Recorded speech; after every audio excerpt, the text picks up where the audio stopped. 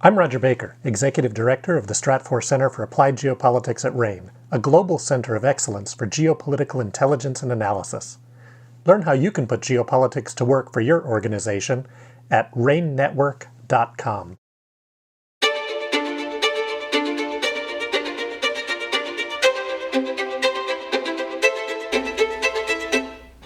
This month, February 2023, marks the 2-year anniversary of the military coup in Myanmar, which subsequently led to a popular armed uprising. The country remains in crisis, though the international community is increasingly turning its attention to the conflict. Here to give us an overview of Myanmar's civil war, its future outlook, and the attendant business implications is Nate Fischler, Asia-Pacific Analyst at RANE.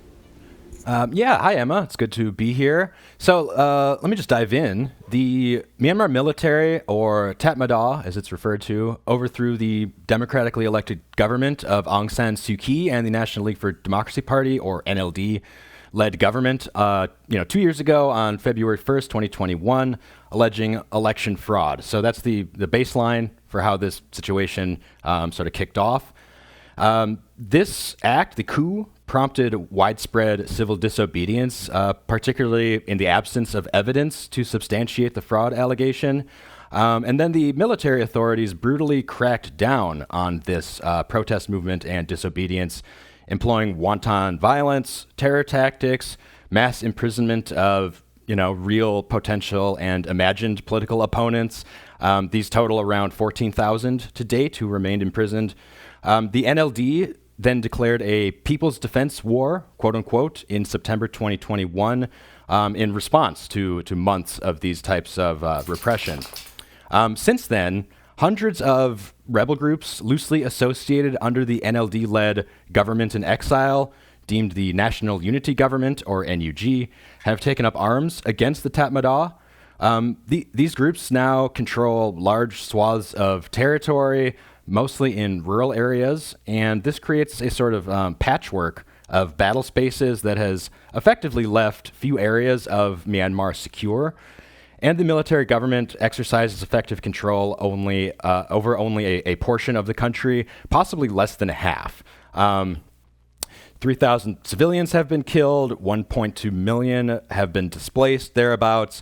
As such, popular sentiment remains strongly against the military government, and this conflict is sort of unique in Myanmar's history, which has seen many, and that the disparate ethnic minority militias, who most commonly are at odds with the central government, and the Bamar ethnic majority civilian population mostly find themselves on the same side. And this indicates that the rebel movement has some staying power. It's going to be around for a while. Myanmar has therefore devolved into an asymmetric war of attrition, and this is increasingly deadly. They're using deadlier weapons and tactics.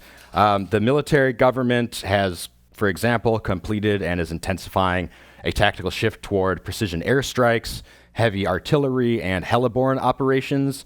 Resistance forces, too, for their part, began rigging civilian drones en masse in 2022 for military purposes and have used them to conduct increasingly destructive and deadly attacks. And this has proven an effective asymmetrical tactic that will likely increase in frequency this year. So the trajectory of the conflict for now appears to be a continued stalemate with increasingly high degrees of destruction and internal displacement. Are there any plans for a peace process, and what is the international community doing?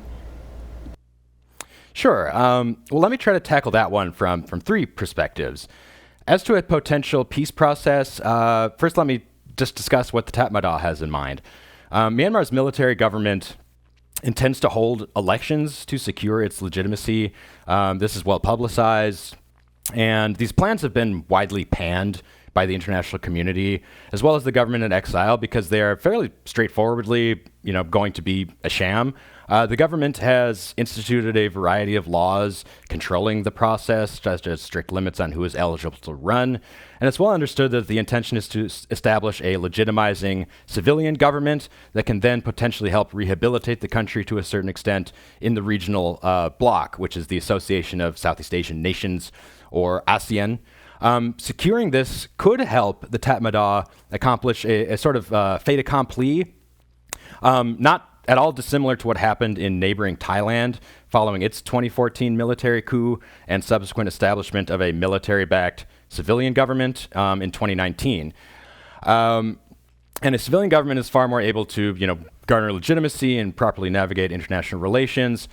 But the battlefield situation in Myanmar is preventing this plan from being put in motion, as it is simply, too dangerous to hold elections right now.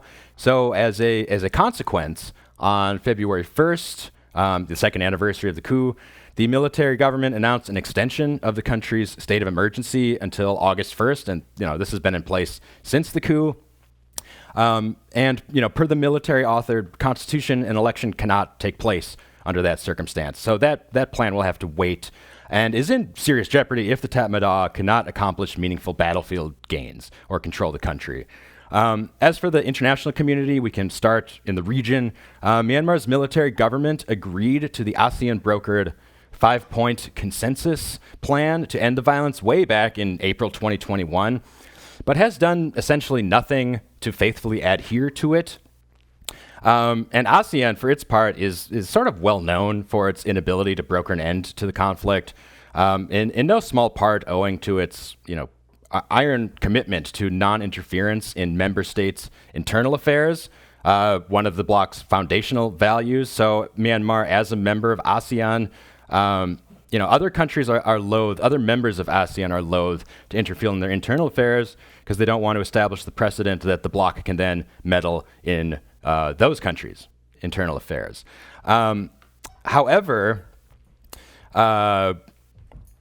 Indonesia took over the rotating ASEAN chair for 2023, and it is not only the Myanmar junta's most forthright regional critic, but it is also the country's, the region's most powerful country. So this provides some possibility that in its capacity as ASEAN chair this year, Indonesia may be more active in trying to broker an end to the conflict, but the same institutional constraints remain pretty firmly in place. Nonetheless, it is likely that ASEAN and the broader international community widen interactions and therefore lend some legitimacy to the NUG government in exile, which is already participating in diplomacy to an extent. As for the West, the US, UK, Canada, and Australia the West in general has not done much with respect to the Myanmar situation. But on January 31st, ahead of the 2-year anniversary, the US, UK, Canada, and Australia unveiled new and the most substantial sanctions to date against the Tatmadaw. And this sort of indicates an elevated level of concern not yet seen. The US sanctions in particular are substantive because they target the energy sector. And this is the military government's main source of revenue, which is critical to its war effort. The United Nations is likewise becoming increasingly vocal on the issue, and the UN Security Council passed its first resolution on the situation on December 21st of last year. However, while these are signs of heightened international concern, there is likely little any outside power is willing to meaningfully intervene in Myanmar. And what are the business implications of this? Sure. Well, broadly speaking, Myanmar's economy is in fairly dire straits. It did rebound slightly from its rock bottom low point after contracting 18% in 2021, but per capita GDP remains around 13% lower than it was in 2019 before the pandemic and before the conflict. And by and large, economic activity in the country is heavily constrained by the ongoing and intensifying armed conflict. The local currency, the kyat, has dropped in value by more than 60% in these 2 years, so that is plummeting. And the economic situation, the hardship, is highlighted by the fact that all sides, and even local farmers, are increasingly reliant on the illicit narcotics trade to generate revenue that is otherwise now difficult to come by. And the drug trade is so strong that it outpaces the formal economy in several parts of the country. So the drug trade is strong and the formal economy is weak to lead to this circumstance. And then this is then further complicated by the new Western sanctions. So, for example, We have, U.S. oil giant Chevron just finalized its exit from the country after selling its stake in Myanmar's Yadana gas project. And if more Western countries sanction Myanmar's military government, it will be increasingly difficult for Western countries to do business in Myanmar. So, businesses that wish to enter or stay in the market face acute reputational and sanctions risks. As most economic sectors are tied to the military, and as seen by the Chevron example, Western companies are increasingly ending operations in the country out of sanctions fears and reputational fears.